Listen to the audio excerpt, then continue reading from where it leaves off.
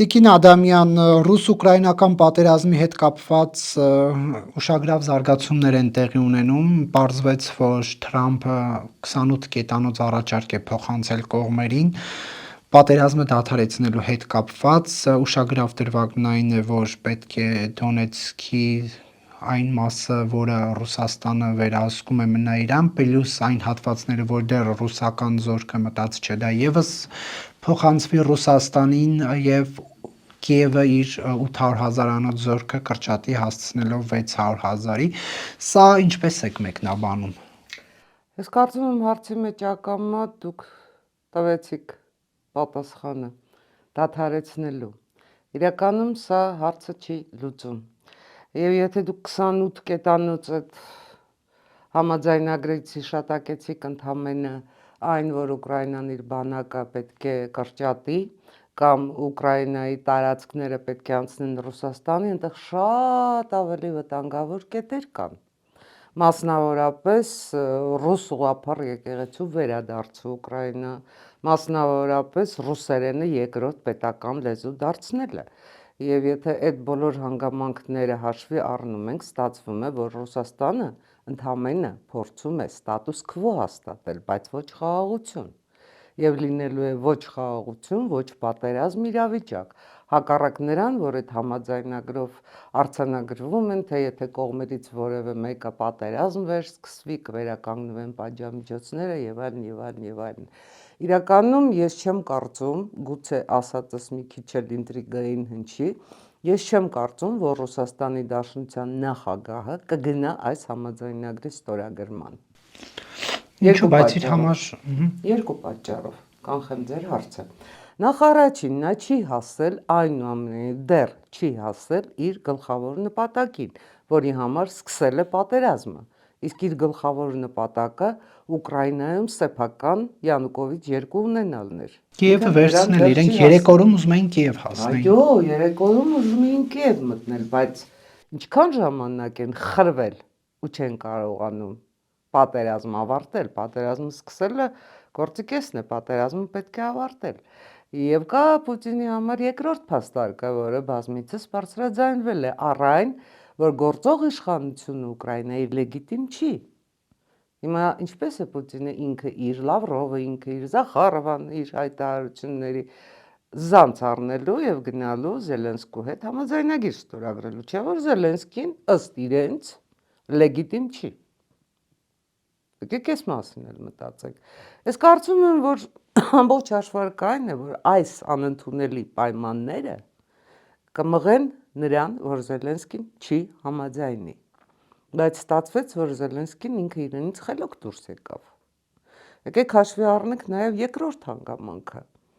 Եվրամիության դիրքորոշումը, որովհետև ոնց ուզում եք վերցրեք, կոնֆլիկտում ներգրավված կողմերից մեկը նաև Եվրամիությունն է։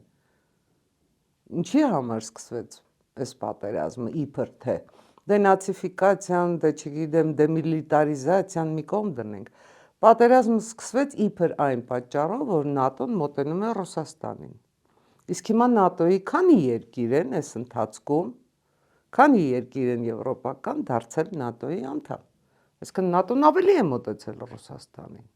Եվ բացարձակապես փաստ չի, որ եթե Ուկրաինային արգելվում է ՆԱՏՕ-ի անդամ դառնալ, Ուկրաինան չի կարող ՆԱՏՕ պլյուսի անդամ դառնալ։ Այսինքն նոր դաշինքի, որտեղ կարող են անդամակցել այն երկրները, որոնք Եվրամիության անդամ չեն։ Ակնհայտ է, չէ՞ որ բոլոր հնարավոր տարբերակները Ռուսաստանի Դաշնությունը գործադրելու է, որպեսզի խանգարի Ուկրաինայի ոչ միայն ՆԱՏՕ-ի անդամ լինելը, այլև Եվրամիության անդամ լինելը, որպեսզի խոչընդոտի Ուկրաինա, Եվրամիություն, էլ արդեն չեմ ասում Ուկրաինա, Ամերիկայի Միացյալ Նահանգներ կապը։ Դոնալդ Տրամփի հաշվարկը այն է, որ մոտավորապես ստացվում է, որ Ուկրաինան բաժանվում է երկու մասի, Ռուսաստանը վերցնում է իրենը համարող իր տարածքները,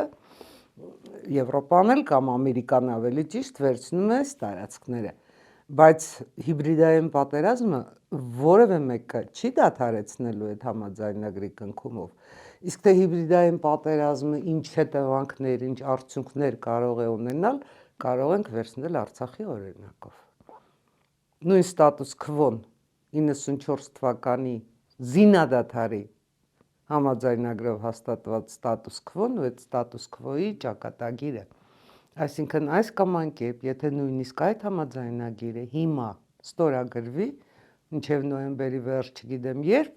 ստորագրվի, դա միևնույն է հարցի լուծում չի դառնալու։ Ռուս-ուկրաինական կոնֆլիկտը դրանով չի հաղթահարվելու։ Այսինքն պատմությունը կկրկնվի, էլի Ռուսաստանը ուժերը կհավաքի եւ 14-ից հետո ինչպես տեսանք, էլի կհարձակվի։ Բոլոր փորձերը կանի դրան հասնելու համար։ Մենք դրա օրինակները ունենք մեր մաշկի վրա զգացած։ Ռուսաստանը չի նահանջելու այնքան, քանի դեռ Ուկրաինայում չունի սեփական խամաճիկ իշխանությունը, որի համար սկսեց պատերազմը։ Սա է այս կոնֆլիկտի կիզակետում գտնվող հարցը։ Չի նահանջելու, որովհետև եթե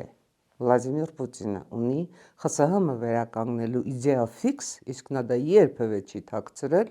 եւ համենայն դեպս իր կյանքի ամենամեծ ողբերգությունը համարել է ԽՍՀՄ-ի փլուզումը, այդ նույն Վլադիմիր Պուտինը, քանի դեռ իշխանություն է, տառապելու է Ուկրաինան Ռուսաստանի կազմ մտցնելու երազանքով։ Իսկ դա ես կարծում անհնար է, բացարձակապես Դե 20% այս համաձայնագրով արդեն տիրանում է։ Իսկ 80%-ը? Իսկ 80%։ Ինչու եք միայն 20-ը վերցնում։ Իսկ 80%։ 80%-ի դեմ շարունակվելու է հիբրիդային պատերազմը բոլոր հնարավոր տարբերակներով։ Նաև Եվրամիությունում իշխանություններ փոխելու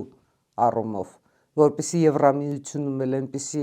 ազգայնական ուժերը, եվրասկեպտիկները եւ այլն գան իշխանության եւ Եվրամիության փլուզման երկրորդ իդեա ֆիքսը իրականություն դառնա։ Ես կարծում եմ, որ այդ իդեա ֆիքսերը էլ մնալու են, որովհետև դրանք ֆեյքեր են, ռեալ պոլիտիկում դրանք ֆեյքեր են, ֆեյքեր, որի վրա Ռուսաստանի Դաշնությունը կառուցում է իր արտաքին էլ ներքին էլ քաղաքականությունը։ Ես իհարկե,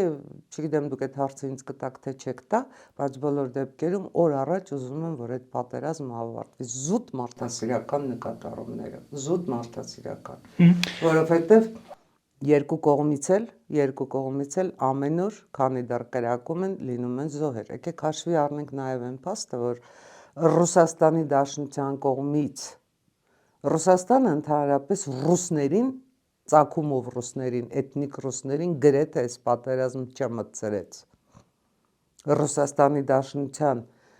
ռուսաստանցիներ, այսպես ասած, կոչվող, այնտեղ կռվեցին թե հյուսիս կորեացիներ, թե աֆրիկացիներ, թե զանազան հանցանքների համար կալանավայրում հայտնված մարդիկ, թե այլազգիներ։ Եվ որոշ չճշտված տվյալներով 5000-ից ավել հայ է զոհվել այս պատերազմում Ռուսաստանի կողմից։ Հիմա պետք չի, որ այս պատերազմը օր առաջ ավարտվի։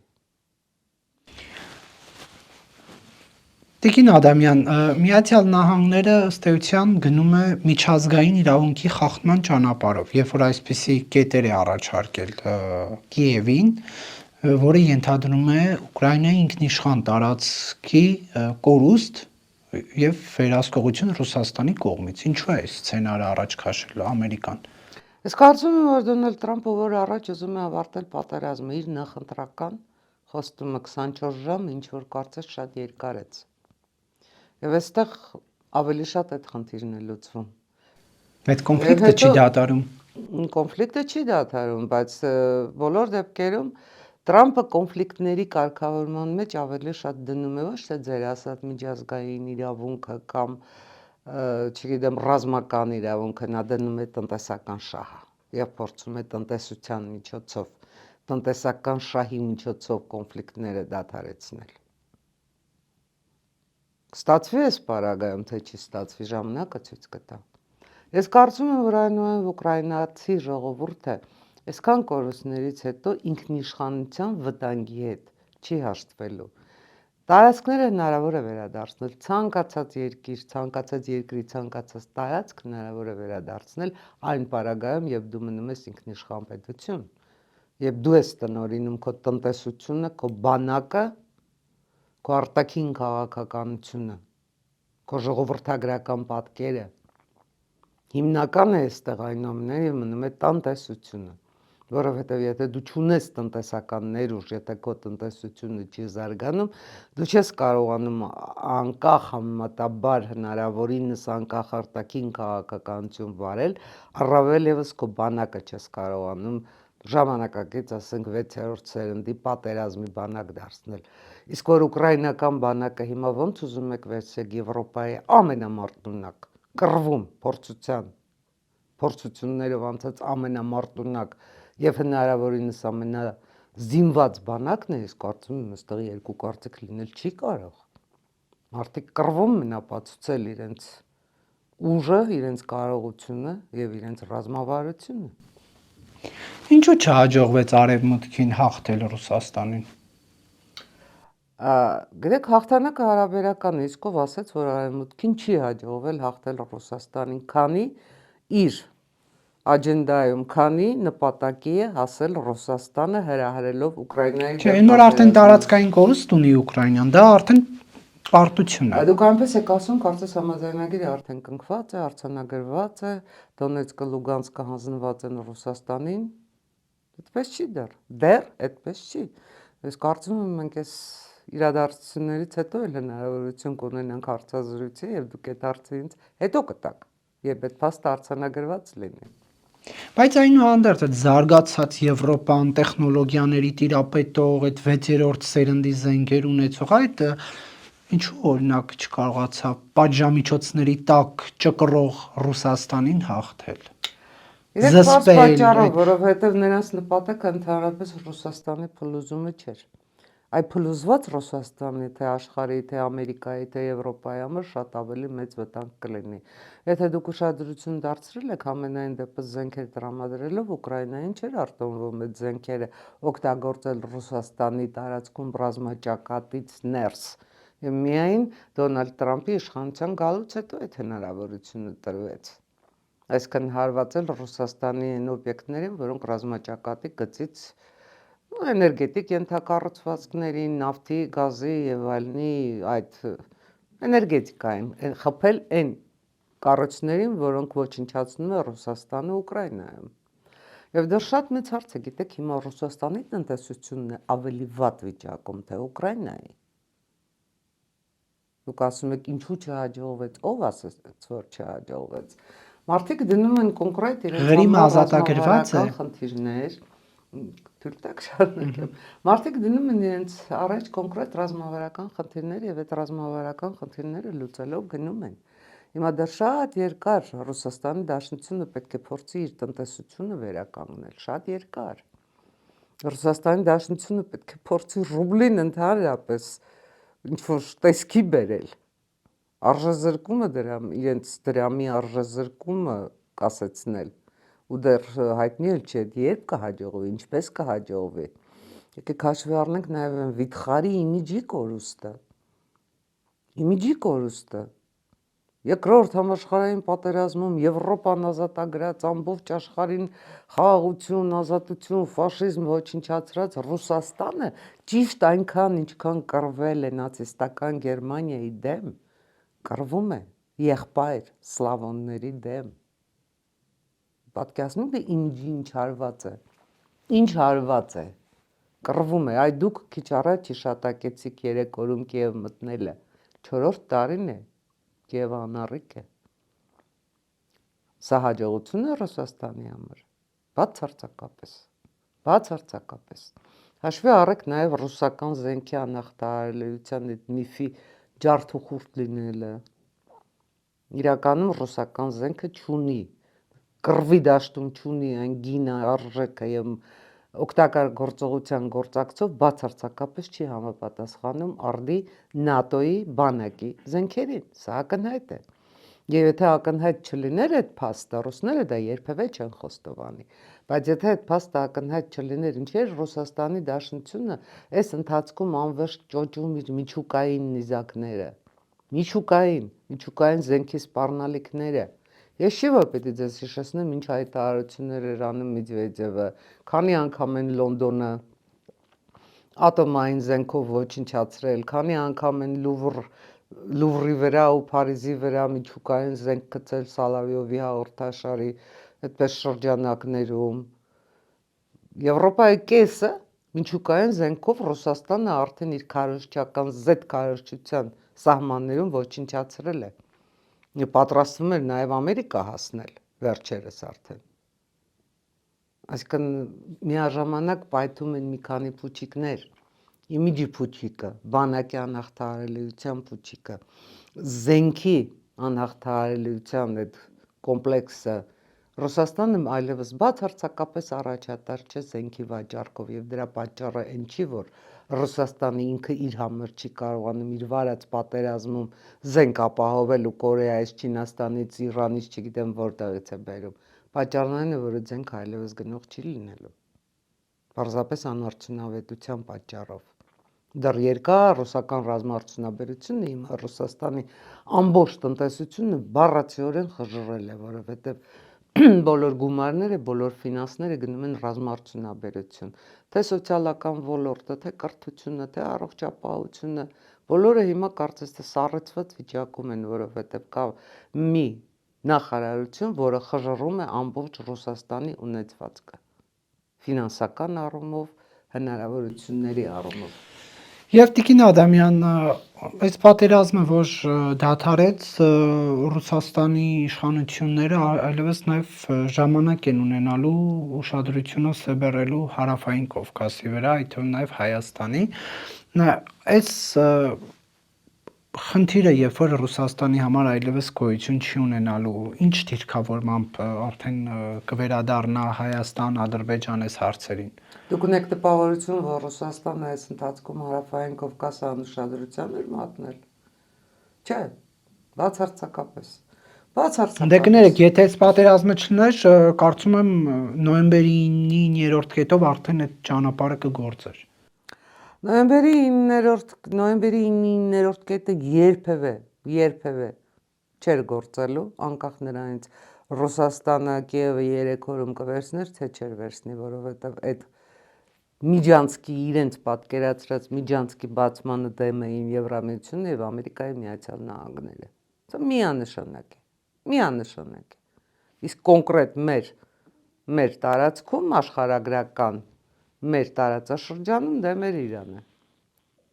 Եվ այդ 9-րդ կետը միշտ եղել է իդեաֆիքս, այդ 9-րդ կետը թերևս անցյալ դարից է գալիս։ Այնպես չի, որ այդ 9-րդ կետը Պուտինի ձեռքով գրված փաստաթղթում սակրալ իր նոր հայտնագործած գյուտներ։ 9-րդ կետի մտագարությունը Ռուսաստանը միշտ է ունեցել։ Դա արդեն փակված խոսակցություն է։ Ուղղակի դուք բացարձակապես ճիշտ եք այն առումով, որ երբ Ռուսաստանը իր ամբողջ ներուժը Կիևի հետ փորձում էր պատերազմում հաղթել, այս ընթացքում տարածաշրջան ամբողջ հասակով մտավ Ամերիկայի Միացյալ Նահանգները, մտավ Եվրամիությունը։ Եվրամիության անզեն դիտորդները շատ ավելի արդյունավետ էին, քան Ռուսաստանի Դաշնության խաղաղապահները։ Ինչի մասին է խոսքը։ Իսկ հիմա, երբ արդեն կա տրիպը, երբ արդեն այդ տրիպում ներգրավում են թե Եվրամիությունը, թե Ղազախստանը, Միջինասիական Հանրապետությունները, սա արդեն դառնում է գլոբալ աշխարհաքաղաքական այնպիսի խնդիր, որտեղ Ռուսաստանը ոչ թե պիտի փորձի խոչընդոտել, ոչ թե պիտի փորձի ոնց որ միշտ փորձում է անել չինական պարիսպներ կառուցել, այլ պիտի փորձի իր մուտքը ապահովել։ Ինքն էլ դրանից շահել։ Սա պիտի լինի հիմա Ռուսաստանի խնդիրը, որովհետև Ռուսաստանը կորցնում է Լարսի քաղաքական բանալին։ Ակնհայտ է, չէ, որ Լարսը այլևս չի դառնում Հայաստանի Հանրապետության վրա քաղաքական ճնշում գործադրելու, դադարում է այդ գործիքը լինելուց։ Ռուսաստանը կորցնում է Հայաստանի պարենային անվտանգության երաշխավորի, իսկ այդ պարագայում երաշխավորը դնենք ճակատների մեջ եւ հասկանանք, որ երաշխավոր նշանակում է չէ երաշխավոր, ցանկացած բային ինչ ուզի կանի, պարենային անվտանգությունն ապահովողի կարգավիճակը, որովհետև այդ նույն հացահատիկը, որ Ռուսաստանը իբր թե այնպես եղբայրաբար անդադ տալիս էր մեզ, մենք կարող ենք ձեռք բերել թե Ուկրաինայից, թե Ղազախստանից, ինչու ոչ Եգիպտոսից։ Այսինքն Հայաստանի Հանրապետությունը այդ կղզիացումից, մեկուսացումից դուրս է գալիս։ Հավելենք նաև հնարավորությունը հայ-թուրքական սահմանի բացման, որն Ռուսաստանը Չէ, դե բոլոր փակեց Թուրքիան այդ էջը այնքան ժամանակ, մինչև հայ-ադրբեջանական պայմանագիրը չի ստացվում։ Թուրքիան այդ էջը կարող է բացել ցանկացած պահի։ Գիտեք, քաղաքականությունը շատ հետաքրքիր յուրահատկություն ունի, շատ հետաքրքիր։ Միայն երևացող կողմի մասին մենք կարող ենք դատել, բայց քաղաքականությունը ավելի շատ չերևացող կողմ ունի։ Եթե ուզում եք իմանալ, Թուրքիան ցանկացած պահի այդ էջը կարող է բացել, եթե Ամերիկայի Միացյալ Նահանգների հետ առևտրում ստանա այն, ինչի ձգտում է։ Ամերիկայի Միացյալ Նահանգների, Եվրամիության հետ առևտրում։ Ոնց ստացվեց, որ Ամերիկայի Միացյալ Նահանգները այդպես էլ Թուրքիային F-35-ներ չտվեցին, բայց տվեցին Սաուդյան Արաբիային։ Չեք կարծում, որ այստեղ Թուրքիան առևտուր ուներ Ամերիկայի Միացյալ Նահանգների հետ։ Դա գլոբալ շահեր են եւ այդ գլոբալ շահերից բխող որոշումներ են։ Համենայն դեպս ես չեմ կարծում, որ հայ-թուրքական սահմանի բացումը, որը պաշտոնապես Անկարան անդադ կապվում է Ադրբեջանի հետ, 100%-ով կախված է Բաքվի կամքից, այդպես չի միանշանակ։ Դրանք քաղաքական, դիվանագիտական, շահերի, ինչու ոչ նաև առևտրի շատ լավ այսպես լոտեր են, շատ լավ։ Եվ կարող է այդ լոտերի գինը շատ անակնկալ բարձրանալ, եթե հաշվի առնենք, որ Էրդողանը նաև գնալու է ընտրությունների ու բոլոր հնարավորությունները ուզում է օգտագործել վերստին առաջադրվելու։ Հակառակ նրան, որ սահմանադրությունը իրեն չի արտոնում։ Իսկ այստեղ ելք մնում է կամ արտահերթ ընտրությունների գնալը, կամ սահմանադրություն փոխելը։ Այնպես որ շատ հետաքրքիր օրեր են սպասվում տարածաշրջանում, ոչ միայն Հայաստանի առումով, այլև Թուրքիայի առումով։ Եվ ընդհանուր հիմա մենք ինչ ունենք այս հայ-ադրբեջանական խաղաղության այս գործընթացում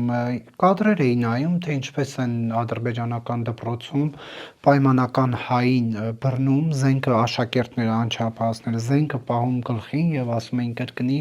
Ղարաբաղը Ադրբեջան է։ Այս յուրօրինակ խաղաղությունը ինչպես հասկանալ։ Այո։ Կարագուցե դրանք շատ հին կադրեր են, ինչ գիտեք։ Գիտեք, մենք շատ հաճախ ենք այդ անունը։ Դե նույնականացնում ենք, տեսնում ենք երբ հրապարակվի։ Մենք շատ հաճախ ենք այդ մասին խոսում առանց փաստերի մեջ խորանալու։ Այ հիբրիդային պատերազմը ինչ է իրենից ներկայացնում։ Որևէ մեկը պատկերացում ունի, թե հիբրիդային պատերազմը ինչ է։ Հիբրիդային պատերազմը ոչ նյութական միջոցներ օգտագործելով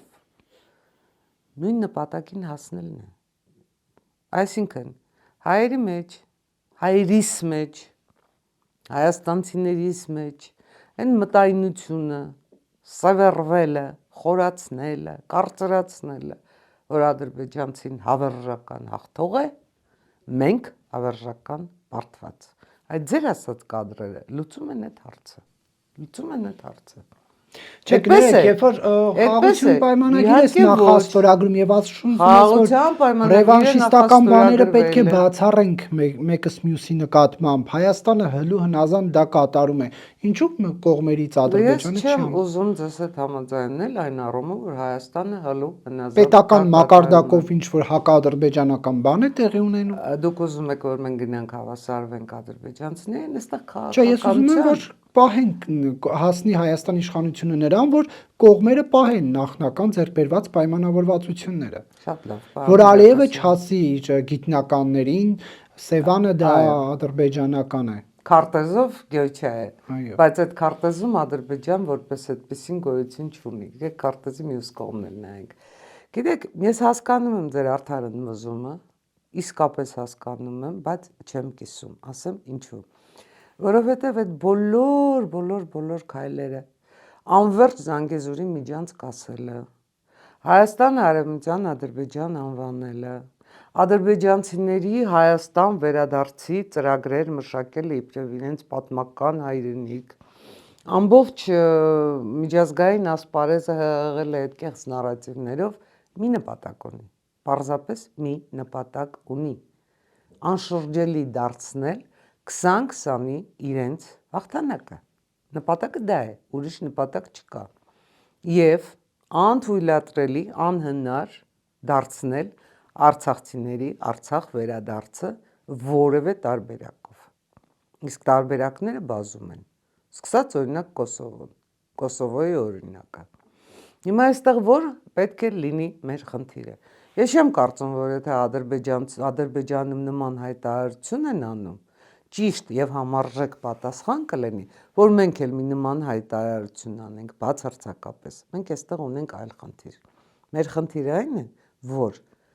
մեր տնտեսությունը պետք է թռիչքաձև զարգանա,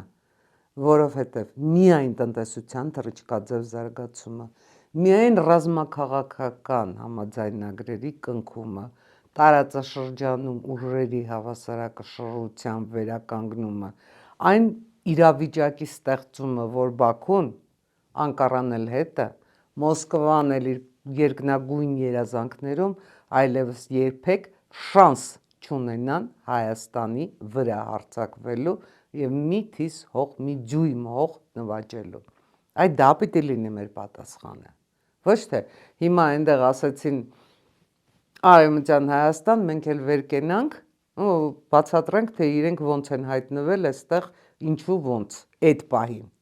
Իսկ գլոբալ առումով մենք շատ մեծ բացթողում ունենք, որի մասին Հանրապետություն կուսակցության նախագահ Արամ Սարգսյանը, որի մասին ես տասնյակ հարցազրույցներում խոսել ենք։ Գիտեք, վաղուց ժամանակն է, որ Հայաստանի Հանրապետությունը փոխի իր հակահիբրիդային պատերազմի գործիքները, որովհետև մենք մշտապես գնում ենք երկրորդ ալիքի քաղաքականության։ Այստեղ այսպիսի մի բան ասեցին, մի հիմարություն դուրս տվեցին, բոլոր ջանքերը գործադրում ենք այդ հիմարությունը հերքելու։ Ոչ, եթե ուզում ես հիբրիդային պատերազմում հասնել հաջողության, եթե ուզում ես, որ այդ ձեր բերած օրինակով Բաքվի, չգիտեմ որտեղի դպրոցում որևէ նման անհեթեթություն չլինի, դու պետք է համաշխարհային մամուլը, համաշխարհային, ամերիկյան, եվրոպական հեղեղես քո պետության մասին ճշգրիտ պատմություններով, սկսած նախնադարից, երբ ձևավորվել է քո պետությունը, Ադրբեջանի իբրև պետական միավոր կազմավորման անցած ուղու մասին պատմություններով։ Դու պիտի այդ մասին չխոսես քո հայրենիքում հայերեն, մի քիչ էլ, չգիտեմ, եթե ստացվեց ռուսերեն։ Ոչ։ Բոլոր լեզուներով այնպեսի հորձանք պետք է լինի, որ Ադրբեջանը սկսի հերքել։ Ադրբեջանը սկսի պարտվել այդ պատերազմում։ Բոլոր հնարավորությունները մենք դա ունենք անելու։ Նախկինում, երբ ես այս մասին խոսում էի, ինձ ասում էին Ադրբեջանը, խավիարը, SN-ը, միջոցները, նավթադոլարները եւ այլն, ժամանակակից տեխնոլոգիաները այդ հնարավորությունը մեզ տալիս են։ Մենք հիմա դա պիտի անենք, որպեսզի այդ ձեր ասած այդ դպրոցում այդ պատմությունը չլինի։ Տիկին Ադամյան, Նիկոլ Փաշինյանը կարևոր է համարում, որ նոր սահմանադրության ընդունման հանրաքվեն տեղի ունենա 26-ի խորհրդարանական ընտրություններից հետո, նշելով, որ սա կարևոր է այն առումով, որ ներքին լեգիտիմության պայմաններում պետք է արտահայտվի նոր սահմանադրությունը, ընդունման պետք է ներքին լեգիտիմությունը հաստատվի։ Դուք սա ինչպես կմեկնաբանեք, ինչու հենց 26-ի ընտրություններից հետո։ Ես չեմ կարող ասել, թե Նիկոլ Փաշինյանը կոնկրետ ինչ նկատի ուներ, բայց ես կարծում եմ, որ Հայաստանի Հանրապետության սահմանադրության փոփոխման պարագայում մենք պետք է գնանք պետական համակարգի կառավարման փոփոխության, որովհետև ակնհայտ է, որ խորհրդարանական հանրապետություն սահմանելով 2015-ին մենք Հայաստանի Հանրապետությունն ավելի կառավարելի չդարձրեցինք։ Կուսակցությունները համենայն դեպս չզարգացրեցինք, որպեսզի այդ կուսակցությունները կարողանան խորհրդարանում ներկայացվածությամբ պետություն կառավարել։ Խորհրդարանական կառավարումը Հայաստանի Հանրապետությունում բացարձակապես չի արդարացրել իրեն։ Սա ակնհայտ է, եթե իսկապես ուզում ես, որ ժողովրդիդ կամքը կատարվի, եթե ուզում ես, որ սահմանադրությունը արտահայտի պետության իղձերը, պետության նպատակները իսկապես լինի պետության հիմնական օրենքը, դու պետք է գնաս այդ փոփոխությունների։ Այլապես մենք էլի ստանալու ենք հերթական սահմանադրություն, հերթական հարակվեով անցած, չգիտեմ ինչ սահմանադրություն, որը, չգիտեմ, հերթական խնդիրներն է բերելու։ Դուք նախագահական հանրապետության կողմնակից եք։ Հանրապետություն կուսակցությունը միանշանակ նախագահական կառավարման կողմնակից էր եւ է։ Իշխանությունը առավել արդյունավետ է համարում այս կառավարման մոդելը։ Նիկոլ Փաշինյանը մի քանի անգամ նշել է, որ այս իրավիճակում հատկապես ինչի միջով Հայաստանն անցավ, առավել հեշտ էր ռիսկերը կառավարել խորհրդարանական հանրապետության դեպքում։ Փաստ էր, ինչով էր հեշտ։ Գիտեք, ես ընդամենը մեկ օրինակ կբերեմ, զուտ իրավական օրինակ։ Այն պարագայում, երբ Ադրբեջանը պատերազմ չէր հայտարարել Հայաստանի Հանրապետությանը, գործող սահմանադրությամբ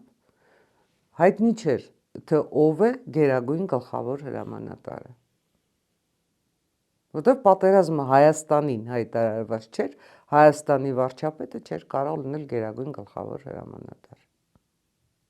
Զուտ իրավական տեսակետով եմ ձեզ ասում։ Էլ չեմ ասում, թե այդ սահմանադրությամբ Պաշտպանության նախարարի եւ գլխավոր շտաբի պետի լիազորությունները այնպիսին էին, որ չէիր հասկանում ով ինչով պիտի զբաղվի գործնականում։ Դատելով այդ սահմանադրությունից։ Ես կարծում եմ, որ ամենայն դեպս նոր մշակվող տարբերակում այդ պաշտպանական բլոկը կարգի կբերվի եւ այդպիսի կազուսներ չեն առաջանա։ Պաշտպանության նախարարի եւ գլխավոր շտաբի պետի պարտականություններն ու լիազորությունները։ Ինչ են ուզում ձեզ սահմանադրությունում փոխել, որ ուզում են մի հատ 26 թվականին վերընտրվել, այլ ասեն ժողովուրդը մեզ ընտրեց եւ մենք գնում ենք այդ սահմանադրությունը այս ձևով փոխելու։ Դե անկախության հռչակագիրը ստեյության կհանեն, կջնջեն, կգցեն։ Ես չգիտեմ անկախության հռչակագիրը կհանվի, կջնջվի, կգցվի, ոնց որ դուք եք ասում, բայց ես կարծում եմ, որ այս մեր քննարկումը իմաստ կունենա այն պարագայում, երբ մեր ձեռքի տակ տեքստ լինի, որովհետև հիմա ապրիորի դատել ինչ են ուզում, ոնց են ուզում, ինչ են անում, ի վերջո գործում է սահմանադրական խորհուրդը վարչապետից, եւ այդ խորհուրդը ակտիվորեն աշխատում է, նիստերն էլ, քննարկումներն էլ հրապարակային են ու շատ հարցերի պատասխանում են, բայց ունենանք վերջնական տեքստը, որպեսզի կարողանանք այդ տեքստը կարդալ, հասկանալ, եզրակացության գալ ու մեկնաբանել։ Հիմա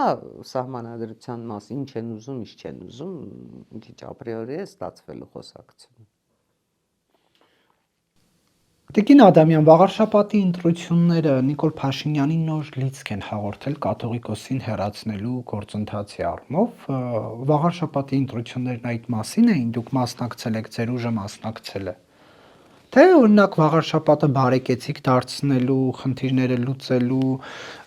ասֆալտ անելու, կոյուղու համակարգը բարեկարգելու, ծառեր, թփեր տնկելու, խնամելու, աղբը հեռացնելու։ Շաբաթ խոշորացված հավանքում տեղական ինքնակառավարման մարմինների ընտրություններ էին, որոնց Նիկոլ Փաշինյանը լիցքավորվեց։ լուծելիք հարցերը դուք հրաշալի ներկայացրեցիք։ Բայց որևէ մեկի համար գաղտնիք չի, որ 2026-ին համապետական ընտրություններ են ու ցանկացած իրադարձություն հիմա դառնում է համապետական ընտրությունների լուսանցքից դիտվող։ Այդ առումով վաղարշաբաթի ընտրությունները այո քաղաքականացված էին եւ շատ քաղաքականացված էին։ Գուցե մի քիչ էլ վաղարշաբաթին հոգնում էր, որ իր կոյուղու, ջրամատակարարման, խաղահրապարակի, ջերմոցների, էլեկտրամատակարարման, ճանապարհների, գյուղամիջյան եւ այլն հարցեր լուծելու փոխարեն իրեն քաղաքական տեսլականներ էին հրամցնում։ Գուցե մի քիչ էլ վաղարշաբաթու համար դա հոգնեցուցիչ էր, բան չունեմ այդտեղ ասելու։ Չէ, կաթողիկոսի թեման ինչ կապ ունի։ Կաթողիկոսի թեման կապ ունի այնքանով, որքանով մայր աթոռ Սուրբ Էջմիածինը վաղարշաբաթ խոշորացված համայնքում է, եւ եթե մայր աթոռ Սուրբ Էջմիածնի պարագայից դուրս եք գալիս, ընդհանրապես այդ հարցը որևէ Այսինքն կապ չունի։ վաղարշաբաթ 15000 քանի օր հոգին ասում է իմ քվեով բան եմ անում հավանություն եմ տալիս կաթողիկոսին հեռացնելու ձեր նախաձեռնությանը։ Դա նշանակում է թե ոչ։ Այդ պատասխանը այդ հարցի ես կարծում եմ բուն վաղարշաբաթին պետք է դա իր հետագա քայլերը։ Ըստ ձեզ Նիկոլ Փաշինյանն ինչից է ոգևորվել։ Գիտեք, այստեղ կա շատ պարզ ճշմարտություն, շատ պարզ ճշմարտություն։ Այս ամբողջ պատմության հիմքում բացարձակապես այն փաստերը չեն, որ հիմա ասենք իբրև բացահայտումներ ասպարեզ են նետվում, հարուցվում են քրեական գործեր եւ այլն եւ այլն եւ այլն։ Այս ամեն ինչի պատճառը այն է, որ հայ առաքելական եկեղեցու ղեկավարությունը, հայ առաքելական եկեղեցու ղեկավարությունը կաթողիկոսի գլխավորությամբ մտավ Հայաստանի Հանրապետության պետականության դեմ պայքարի մեջ։ Սա է պատճառը։ Հիբրիդային պատերազմի շրջանակներում նույնը եղել է Վրաստանում, նույնը եղել է Ուկրաինայում ընդհուպ եկեղեցին մինչև կիսվելը, նույնը եղել է Մոլդովայում։ Սա նույն ձեռագիրն է, նույն պատմությունն է, երբ ձախողվում են աշխարհիկ ընդդիմադիրները, տարբեր պատճառներով ձախողվում են աշխարհիկ ընդդիմադիրները, ասպարեզ են նետվում հոգևորականները, երբ ձախողվում են հոգևորականները, հայտնվում են միլիարդատերերը։ Այս սխեման մեր հարևան Վրաստանից մինչև Մոլդովա գործել է տարբեր փոփոխական հաջողությամբ։ Հիմա խնդիրն այնն է, որ հայ առաքելական եկեղեցին չպետք է ազգային արժեքները ստորադասեր, այս պայքարում ազգային արժեքները, ազգապահպանման իր դարերով կատարած դերը հայ առաքելական եկեղեցին չպետք է ստորադասեր օրընթացիկ քաղաքականությանը։ Սա է խնդիրը։ Եվ այս ամբողջ պայքարը հենց դրա համար է։ Ես կարծում եմ, որ եկեղեցին վաղ թե ուշ վերադառնալու է իր բուն առաքելությանը։ Եկեղեցու խնդիրը քաղաքականությունը չի։ Եկեղեցու խնդիրը հոգևոր կյանքն է։ Այստեղ պիտի եկեղեցին իր հաջողությունները գրանցի։ Ցանկացած հոգևորական, երբ մտնում է քաղաքական ասպարեզ, կամավոր, պետք է հրաժարվի իր կարգից, վերադառնա ավազանի անունին։ Իբրև քաղաքացի, ինչպես դուք, ինչպես ես, ինչպես ուրիշները, ինչպես իբրև քաղաքացի մասնակցի քաղաքական պայքարին։ Իսկ մենք ունեցանք բավականին բարձրաստիճան հոգևորականներ, որոնք չգիտես ինչ հայտարարություններով, ինչ սառեցումներով, տաքացումներով մտան քաղաքականություն, ինչ հայտարարություններ արեցին, ինչի համար։ Չկա դրա այդ հարցի պատասխան, դրա բացատրությունը չկա։ Տիկին Ադամյան, դուք նշեցիք, որ ընտրությունների այս թիմ ընտրությունները համապետական ընտրությունների բանն էին, հա, դիտվում են այդ տեսանկյունից։ Ստացվում է, որ դուք համապետական ընտրություններին չեք հաղթելու, եթե վաղարշաբաթի ընտրություններով բան անենք, անցողիկ շեմը չեք հաղթահարելու։ Շատ սխալ եզրակացության եք գալիս, ես հասկանում եմ ձեր ակնարկը, բայց բացարձակապես նման եզրակացության հիմք չկա։ Հակառակը։ Մեզ ընդամենը 13 ձայն Հա, մի 13 ձայն էլ խորհրդարանականին է գուցե պակասում։ Ես կարծում եմ, որ կա հիմքեր վաղարշաբաթը համարելու 2026-ի նախօրյակ, բայց բացարձակապես որևէ հիմք չկա վաղարշաբաթի ընտրությունների պատկերը պրոյեկտելու 2026-ի խորհրդարանական ընտրությունների վրա։ Համապետական ընտրությունները այնուամենայնիվ ընտրություններ չեն։ Իսկ ինչու՞ չեք արձանագրում են փաստը, որ վաղարշաբաթը իսկապես Գյումրի 2 չդարձավ։ Ինչու այդ չեք ֆիքսում։ Ինչու չեք ֆիքսում են փաստը, որ Գյումրին էլ կարծես թե այն պատկերը, որ կար, երբ շատրվաններից ինչ երաժշտություններ հնչում, երբ գնում էինք, մտնում էինք Ռուսաստանի Դաշնության կազմ, երբ միլիարդների ներդրումներ էր Ռուսաստանի Դաշնությունը անում, կոնկրետ Գյումրիում չգիտես ինչու չարվեց, ինչու չեք դա ֆիքսում եւ ինչու եք արձանագրում Հանրապետություն կուսակցության ընդամենը 13 ձայնով պարտությունը, այդ պարտությունը բերելով 2026 հակառակը։ Գիտեք, ես Գյումրիում եք պարտվել, եթե սա շատ հրաշալի ընտրարշավ էր, ես ձեզ ասեմ։ Շատ հրաշալի ընտրարշավ էր, շատ հրաշալի հանդիպումներ էին կոնկրետ մարդկանց հետ, որովհետև պարոն Կիրակոսյան ջան, ես ինձ համար գլխավորը այս ընտրարշավից արձանագրեցի։ Գիտեք, մենք շատերս այսպես կարող ենք տարբեր գեղեցիկ ստուդիաներում, տարբեր էկրաններից նստել ու խոսել մարդու հետ, բայց չենք լսում հենց նույն այս տարածքում ասում էիք, որ մենք 50+1 ենք ստանալու։ Ձեր թեկնածուն ասում էր 50+1 եմ ստանալու, թող գան միանան ժողովրդի թեկնածուն։ Ես կարծում եմ դուք մեր թեկնածուի հետ հարցազրույցի հնարավորություն եւ այդ հարցերը ուղղելու հնարավորություն կունենաք։ Ես հիմա խոսում եմ կոնկրետ Հանրապետություն կուսակցության եւ կոնկրետ իմ եզրակացությունների մասին։ Ես ուզում եմ այնուամենայնիվ պնդել, որ այս ընտրարշավում Հանրապետությունը իսկապես հաջողություն է գրանցել, որովհետեւ մենք շատ բազմազան շփումներ ենք ունեցել մարդկանց հետ։ Մենք լսել ենք նրանց առաջարկները, մենք լսել ենք նրանց տեսակետները, մենք ստացել ենք նրանց աջակցությունը։ Իսկ դա հրաշալի, իսկապես հրաշալի։ Բայց շատերին չեք կարողացել հավաստիացնել, որ ձեզ ընտրեն։ 2026-ից առաջ դա շատ լավ հենք է, բայց աշխատանքը պետք է շարունակել։ Իսկ ինչու շատերի ձայնը չենք ստացել։ Ես հասկանում եմ ձեր հարցերի ենթատեքստերը, ուղիղ տեքստով ասվածն էլ չեմ, այնպեսի տպավորություն չստացվի, որ ուղիղ տեքստով ասվածից էլ խուսափում եմ, բացարձակապես։ Այո, վաղար շաբաթում մենք պարտվեցինք, վաղար շաբաթում մենք չգնացինք, չունեցանք 50+1-ի հնարավորություն, 50+1 համարյա։ Չեք կարծում, որ Երևանը ձեզ խանգարեց, որ դուք վաղար շաբաթում պարտվեցիք։ Եթե Երևանում մենք չգնայինք քաղաքացիական պայմանագրի հետ կոալիցիայի, մենք Երևանում ունենալու էինք արտահերթ ընտրություն։ Դա որևէ մեկի համար գաղտնիք չի։ 2023-ի սեպտեմբերի 17-ին, եթե մենք կոալիցիա սեպտեմբերի 17-ի ընտրություններից հետո կոալիցիա չկազմեինք, չհիշեցնեմ, չէ, այդ սեպտեմբերին ինչ հաջորդեց։ Արցախի հայաթափման այդ գործընթացներից հետո, եթե մենք չէինք գնում կոալիցիայի եւ մենք պատճառ էինք դառնում արտահերթ ընտրության, շատ հանգիստ այդ հուզական ֆոնին ասեմ, քաղաքական ֆոնին ասեմ, ինչ ասեմ, Անդրանիկ Թևանյանները փորձելու էին վերցնել Երևանը։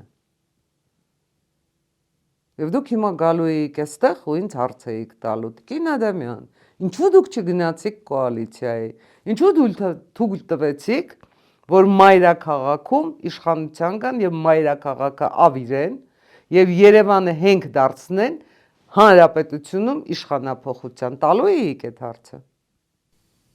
Ոչ։ Ինչու՞։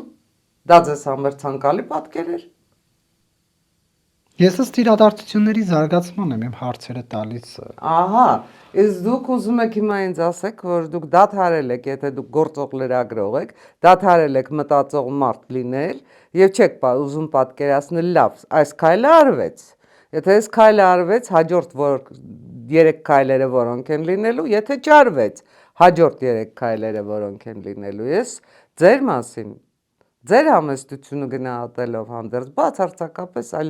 պատկերացում ունեմ ու եկեք ձեր պայծառանձը եւ իմ պայծառանձը հիմա մի կողմ թողնենք։ Ես վստահեցնում եմ ձեզ, որ համապետական ընտրություններում Հանրապետություն կուսակցությունը 13 ձայնով համենայն դեպս հաստատ չի պարտվելու։ Ավելի շատով կպարտվեք։ Ոչ,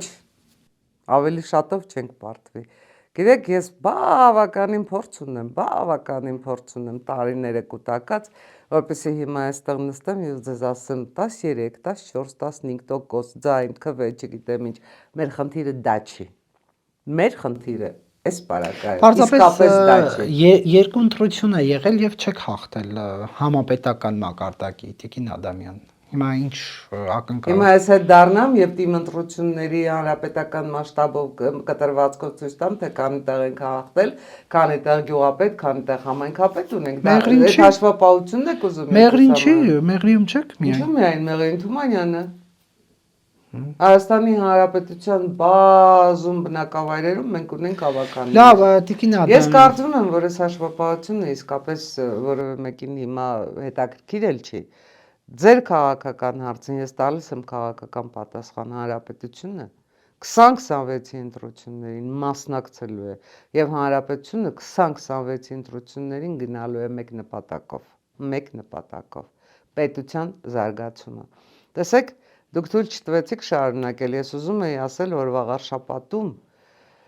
մենք 50+1 չունեցանք, որովհետև մարդիկ ընտրության գնացին մտածելով իրենց գրպանով։ Դա չի նշանակում, որ նրանք ընտրակաշառք են վերցրել։ Դա կոնկրետ նշանակում է, որ նրանք գնում են ու մտածում են, իսկ ինչ ենք մենք ստանալու այսօր ու վաղը։ Արդյոք մենք ստանալու ենք աշխատատեղ։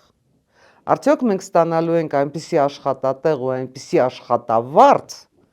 որը բավարարի նորմալ ապրուստը։ Աշխատատեղը ոնց ուզում եք վերցրեք։ Ես այդ փաստը վաղուց եմ ֆիքսել եւ բազում անգամներ էլ արձանագրել եմ։ Աշխատատեղերը եւ անվտանգությունն է մեր գլխավոր խնդիրը։ Եվ այս տրիպի բացած հնարավորությունները պետք է հնարավորինս արագ իշխանությունները շատ են հապաղում։ Հնարավորինս արագ եւ հնարավորինս օպտիմալ պետք է օգտագործել։ Այդ դա պիտի ապահովի Հայաստանի Հանրապետության տնտեսության թռչկաձև զարգացումը։ Դա է մեր նպատակը, մեր տնտեսական ծրագրերը, որ այդքան ներկայացրել եք, նաև ձեզ հետ հարցազրույցներում, այդ տնտեսական ծրագրերով ենք մենք հաջողության հասնելու։ Մեր հաջողությունը լինելու է Հայաստանի Հանրապետության միջին վիճակագրական հայի, Հայաստանի Հանրապետության քաղաքացու հաջողությունը։ Ու մենք շատ ենք տարբերվում դաշտում եղած, չեմ ուզում սնապարծ հնչի, բայց բոլոր կուսակցություններից շատ ենք տարբերվում, որովհետև մենք երբեք պոպուլիզմով չենք տառապել։ Մենք երբեք չենք արել սին հայտարարություններ, որոնց տակ իրական հող չկա։ Տիկին Ադամյան, քաղաքական դաշտը մաքրելու հարց է առաջ քաշում իշխանությունը։ Դուք դրա անհրաժեշտությունը տեսնում եք, թե ոչ։ Ինչ է նշանակում քաղաքական դաշտը Դե մաքրել։ ասում եմ, մարդիկ, որոնք պաշտոններ են զբաղեցրել եւ Հայաստանը գցել են թակարդի մեջ, պետք է հեռանան քաղաքական դաշտից։ Գիտեք, այստեղ կա խնդիր ժողովրդավարության ընկալման վերաբերյալ, որովհետև տեսեք, մենք ուզում ենք, որ ժողովրդավարությունը պաշտպանված լինի։ Ես կարծում եմ, որ դա անհրաժեշտություն է։ Ժողովրդավարությունը պետք է նաև բռունցքներ ունենա։ Մոլդովայում մենք դրա օրինակը տեսանք։ Հայաստանի Հանրապետության իշխանությունը Հայաստանում կգնա այդ ճանապարհով։ Կարծում եմ ժամանակն է գնալու եւ այն բոլոր քաղաքական շարժումները, քաղաքական ուժերը, որոնք չունեն հայկական ծագում, հայկական կապիտալ, չպետք է հնարավորություն ունենան իրենց օտար ծագմամբ կապիտալով մտնել մրցակցության մեջ։ Իրավականորեն այդ հարցերը պետք է լուծվեն ընտրություններից շատ առաջ։ Փոփոխություններ պետք է լինեն օրենսդրական դաշտում, ազգային ժողովը շատ անելիք ունի, որպեսզի տարբեր կուսակցություններ չգնան ու այլ կուսակցությունների կնիկներ վարձակալեն կամ գնեն, ինչպես եղավ Գյումրիում։ Որպեսզի իրենք իրենց դեմքով, իրենք իրենց անունով, իրենք իրենց ուժով ներկայանան։ Այս ժողովրդավարությունը, ժողովրդավարական ընտրությունը դա է պահանջում։ Ընտրողն էլ դրա իրավունքը ունի։ Հիմա ըստ ձեզ կան ուժեր, որոնց պետք է օրինակ մասնակցությունը կասեցվի ընտրություններին։ Ես կարծում եմ, որ դրա մասին դեռ այնուամենայնիվ վաղ է խոսել։ Ինչի՞ մի քանի ամսից ընտրություն է։ Մենք կես տարի ունենք մինչև ընտրությունները, եւ այդ բոլոր ուժերը իրենց ինքնարտահայտման, ինքնադրսևորման հնարավորությունները ունեն։ Տեսնենք իրադարձությունները ինչպես կզարգանան։ Համենայն դեպս, եթե դուք ակնկալում եք մեր ձևով շարժումը, որը դեռ քաղաքական ուժ էլ չի դարձել, որը դեռ կուսակցություն էլ չի դարձել, ես այո կարծում եմ, որ օտար ծագումով, կապիտալով քաղաքական ուժեր, կրկնում եմ, չպետք է լինեն մրցակցության մեջ մյուս քաղաքական ուժերի հետ։ Դա ազնիվ չի, դա արդար չի, դա գերպոպուլիզմի դրսևորում է, առավել ևս որ իրենց ներկայացրած բոլոր տնտեսական ծրագրերի հիմքում դրված է այն միֆը, թե իրենք ունեն ներդրումների հնարավորություն։ Ռուսաստանի Դաշնությունում քանի գործում է այս ներկա իշխանությունը, որևէ միլիարդատիրոջ թույլ չեն տալու իր միլիարդները Ռուսաստանի Դաշնությունից հանել ու բերել Հայաստան, եթե Հայաստանում իշխանություն չի այդ ուժը։ Եկեք այս միֆը մեկն միշտ ցրենք։ Այդ բոլոր ներդրումները լինելու են հեքիաթներ։ Նրանք պոպուլիզմ են, պարզապես պոպուլիզմ։ Եվ վերջում Տիկին Ադամյան, Հանրապետություն կուսակցությունը ըստ էության աջակցում է Նիկոլ Փաշինյանին կաթողիկոսին վեհարանից հեռացնելու այդ ծրագրին, ճիշտ եմ հասկանում։ Ես չեմ կարծում, որ նման եզրակացություն տեղիք է տվել Հանրապետություն Արամ կուսակցությունը։ Սարգսյանն ինչ էր Արարատ գյուղում մասնակցում Փաշինյանի կազմակերպած Իսկ ում պատարագին։ համար է գաղտնիք, որ Արարատ գյուղը Արամ Սարգսյանի ծննդավայրն է, ում համար է գաղտնիք, որ Արամ Սարգսյանը մշտապես պատարակների մասնակցում է։ Բացարձակապես։ Պարզապես համընկել է դա։ Այսինքն Արամ Սարգսյանը այսօր պատարակի չգնար, որովհետև պատարակի գալու էր վարչապետը, դուք էլ գայեք ինձ հարցնեիք, ինչու է Արամ Սարգսյանը դեմ արշանում։ Թե հիմա նա գնացել է, որովհետև աջակցում է, թե դա ամենօրյա իր պատարակի Արամ գնալու։ Սարգսյանը բազում հարցազրույցներ է տվել, որտեղ մանրամասն Մենք հիմա սա բացատրել է։ աջակցություն դիտարկենք, թե ոչ, օրինակ Խորանի մոտ վարչապետի կողքին կանգնելը, դա Ես Խորանի մոտ վարչապետի կողքին կանգնելը աջակցությունն է, թե աջակցություն չէ հարցին, միանշանակ երբևէ չեմ պատասխանի։ Գիտեք, Աստծո հետ իր հարաբերությունները ամեն մարդ ինքն է տնօրինում։ քաղաքական առումով դուք կողմ եք, քաղաքական Ես կարծում եմ, որ այդտեղ քաղաքական առում ընդհանրապես չկա։ Հանրապետություն կուսակցությունը մշտապես իր տեսակ, հենց նոր էլ մի քիչ առաջ էլ Հանրապետություն կուսակցության տեսակետը ներկայացրեցի։ Ես կարծում եմ, որ այնուամենայնիվ այս պատմությունը ոչ այսօր է ավարտվելու, որ սկսվել է վաղուց, ոչ էլ վաղն է ավարտվելու։ Լավ, Հանրապետություն կուսակցության դիրքորոշումը ո՞րն է, պետք է կաթողիկոսը հեռանա, թե մնա։ Հանրապետություն կուսակցությունը չունի այդ լիազորությունը որոշելու կաթողիկոս պետք է հեռանա, թե կաթողիկոս պետք է մնա։ Կաթողիկոսը օծյալ է։ Ելնենք այդ հանգամանքից։ Եվ ես չեմ կարծում, որ որևէ կուսակցություն կամ որևէ անհատ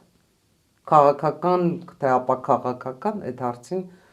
պետք է պատասխանի, իրավունք ունի պատասխանելու։ Որպես անհատ աջակցում եք։ Հանրապետություն կուսակցությունը իր տեսակետը արտահայտել է։ Հայ առաքելական եկեղեցին պատերազմի մեջ է դուրս եկել պետության դեմ եւ ինքը իր դեմ, ինքը իր հավատացյալների դեմ։ Հայ առաքելական եկեղեցում անհրաժեշտ են փոփոխություններ, ոնց ուզում եք վերցրեք։ Իսկ այդ փոփոխությունները հնարավոր չէ մեկ հրամանագրով անել, մեկ անձի փոփոխությամբ անել։ Դրանք պետք է լինեն համակարգային փոփոխություններ։ Եվ եթե մի քիչ ասեմ, փորձեք հեռանկարով համապատկերով նայել, ակնհայտ է, որ երկու կողմն էլ ժամանակ է ձգելու, որովհետև այս պարագայում 20-26 ընտրություններն են լինելու վճռորոշը։ Մի կողմը ձգտելու է պահել դիրքերը, տեսնենք 20-26-ին ով կգա իշխանության ինչ կլինի, մյուս կողմը փորձելու է արագացնել, որպեսզի այս կողմն էլ իր համար դիվիդենդ դառնա։ Իսկ որտեղ մնաց այստեղ շարքային հավատացյալը։ Մի կիսեք հավատացյալներին, մի տարաբաժանեք։ Էլ եմ ասում, ամեն մարդ Աստծո հետ ունի իր հարաբերությունները։ Ու պատարակները որպես այդպեսին չեն դառնում Աստծո հետ հարաբերությունների ցուցիչ։ Դուք կարող եք պատարակի չգնալ, բայց Աստծո հետ ձեր կապը պահել ձեր ներսում, ձեր Աստվածը ունենալ։ Ու պարտադիր չի, որ դա լինի ցուցադրական։ Մարդ կա, որ ընդհանրապես պատարակի չի գնում, հիմա նա հավատացյալ չի, նա Աստված չունի։ Գիտեք ինչի համար եմ ես սա ասում։ Այդքան կատեգորիկ մի դրեք հարցը, սև ու սպիտակի մեջ մի մցրեք խնդիրներ, որոնք իծնե իբնե սև ու սպիտակի մեջ չունեն լուծումներ։ Կյանքը շատ բազմազան է,